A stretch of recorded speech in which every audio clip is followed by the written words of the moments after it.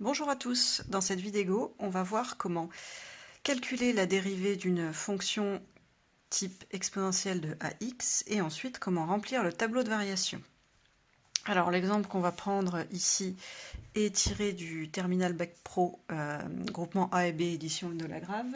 C'est l'exercice type CCF, page 78. Donc la fonction qu'on vous donne à dériver, c'est celle-ci, 0,8 exponentielle de moins 0,3x. Alors, quand je veux dériver une fonction comme ça, la première chose à faire, déjà je recopie ma fonction.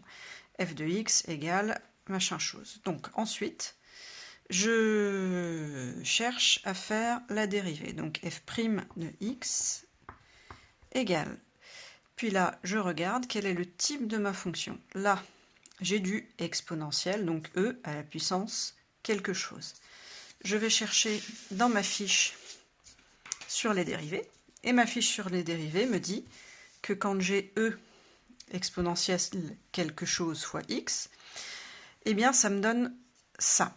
La dérivée me donne ça, donc exponentielle de ax, la dérivée c'est a exponentielle de ax. Ici, on va essayer d'appliquer ça à notre formule. Le 0,8, il y a un fois entre le 0,8 et le e, donc à la dérivation, il reste, il ne bouge pas. 0,8 fois. Ensuite, exponentielle. Donc là, il me dit que j'ai exponentielle moins 0,3 fois x. Là, le moins 0,3, c'est ce qui va correspondre ici à mon a. Si je mets les couleurs comme ça, je me rends bien compte que j'ai e, mon truc orange, puis i fois x. E, mon truc orange, puis x. Et donc la dérivée, ça va être ça. Le truc orange retourne dedans. Donc, moins 0,3. Alors le moins, on l'oublie pas. Hein. Exponentielle de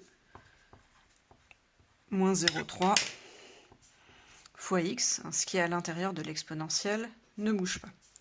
Une fois que j'ai ça, 90% du boulot est fait. Je n'ai plus qu'à calculer. Le résultat.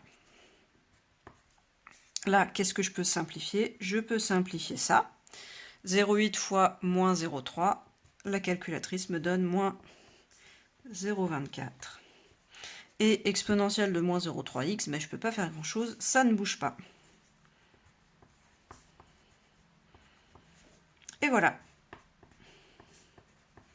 J'ai calculé la dérivée de ma fonction exponentielle. J'encadre le résultat parce que je suis fière. Et question suivante, on me demande d'établir le tableau de variation.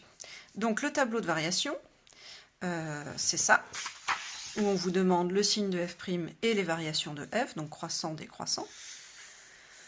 On s'attaque déjà au signe de f', et pour les exponentielles, trouver le signe de la dérivée, c'est beaucoup plus simple que pour un polynôme. Pourquoi? Alors, déjà, on va commencer par le plus simple. Exponentielle de n'importe quoi, c'est toujours positif. Ça, c'est mon cours qui me le dit. Exponentielle de machin chose, c'est toujours strictement supérieur à 0. Ça, c'est mon cours qui me le dit. Même si ce qui est à l'intérieur de l'exponentielle est négatif, le total sera toujours positif. Entre l'exponentielle et ce qu'il y a devant, j'ai un fois. Donc je regarde le signe de ce qu'il y a devant. Moins 0,24, c'est quelque chose de négatif. Donc j'ai bien quelque chose de négatif fois quelque chose de positif. Donc le total sera toujours négatif. Ma dérivée est négative.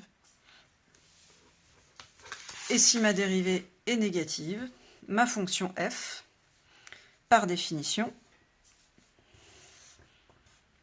va être décroissante. Là, je peux remplir les valeurs qu'on me demande dans l'exercice. Alors là, si vous avez bien fait la première question, normalement, c'est des valeurs que vous trouvez directement dans le tableau de valeurs. Là, f de 10 est égal à 0,04 et f de 0 est égal à 0,8. Voilà.